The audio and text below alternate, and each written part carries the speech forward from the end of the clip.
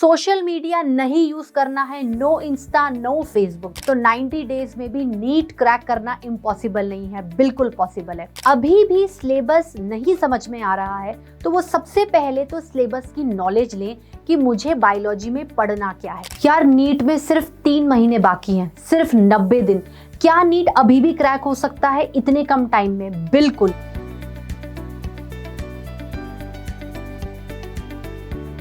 सबसे पहले एक कॉपी उठाइए, ठीक है, उसमें अपने सारे चैप्टर्स को लिख दीजिए।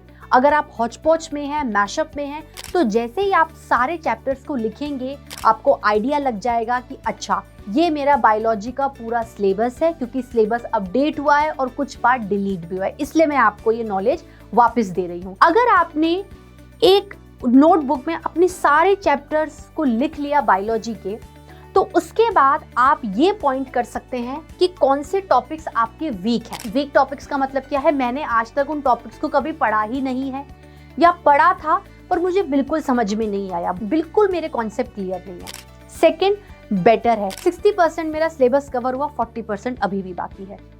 बेस्ट का मतलब है कि इन चैप्टर्स में आपका एक्सीलेंस है, आपको शुरू से ये चैप्टर्स बहुत अच्छे से समझ में आए हैं और आपसे बहुत इजीली पेपर या इनसे रिलेटेड क्वेश्चंस को सॉल्व हो जाते हैं।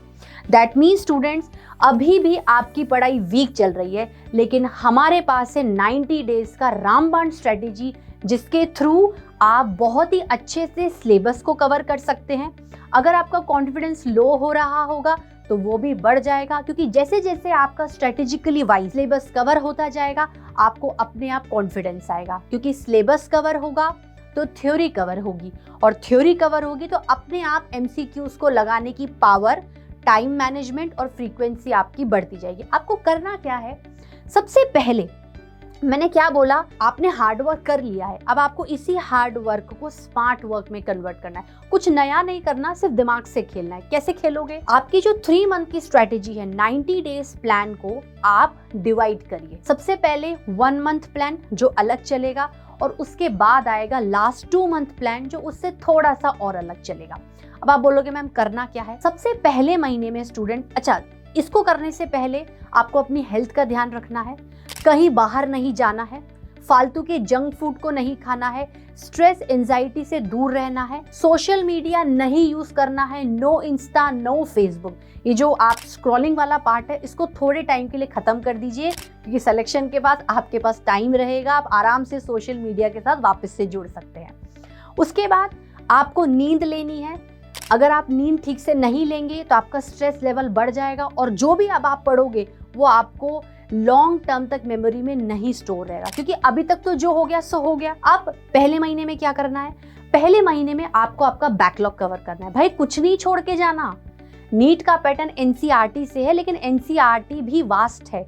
नीट का सिलेबस इतना छोटा है नहीं कि दिखता है, ठीक है। मैं फिर से कह रही हूँ, अगर आप स्मार्ट वर्क करेंगे तो 90 डेज में आपका नीट का सिलेबस कवर हो जाएगा। पहले महीने में आपको बैकलॉग कवर करना है। जो भी आपने नहीं पढ़ा है या जो भी आपके वीकर पार्ट रह गए हैं और आपको लगता है कि एक बार में अगर 1 गो में इन सबको देख लूंगा तो काफ़ी अच्छे से मॉक टेस्ट लगा सकता हूँ, क्योंकि थ्योरी पढ़ोगे तभी क्वेश्चन सॉल्व होंगे। इसलिए पूरा का पूरा बैकलॉग लग के 1 महीने में कवर कर लो, ठीक है। और साथ में उसके रेगुलर मॉक टेस्ट लगाने हैं। यहाँ पर मॉक टेस्ट की बहुत इंपॉर्टेंस होती है स्टूडेंट्स। 3 महीने में ऐसा कोई एक दिन भी नहीं जाना चाहिए जब आपने एमसीक्यू नहीं लगाए हो। यहाँ पर पहले महीने में मॉक टेस्ट का ये मतलब है कि आपने पार्ट पढ़ा, solve the question. Second day आपको पहले वाले दिन के पार्ट को रिवाइज करना है, सेकेंड डे का पढ़ना है, और फिर क्यूमुलेटिव मॉक टेस्ट लगाना है। ऐसे करते करते करते करते करते आपका बैकलॉग भी कवर होगा और आपकी नंबर ऑफ मॉक टेस्ट, उसकी फ्रीक्वेंसी और आपका कॉन्फिडेंस भी बढ़ जाएगा। उसके बाद आता है लास्ट 2 मंथ। लास्ट 2 मंथ में क्या करना है?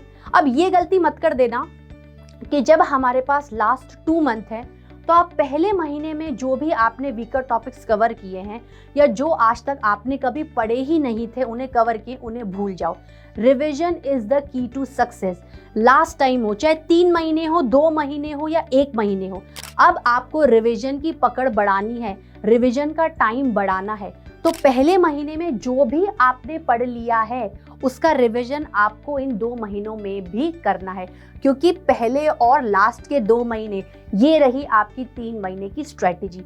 तो लास्ट के 2 मंथ में अब जो भी पढ़ लिया है उसको बार बार रिवाइज करना है, कुछ भी न्यू कॉन्सेप्ट नहीं बिल्डअप करना है, कुछ न्यू चीज़ नहीं उठानी है, और जो चैप्टर्स आपके बहुत अच्छे हैं उनको और अच्छा करना है। वैसे कैसे करेंगे?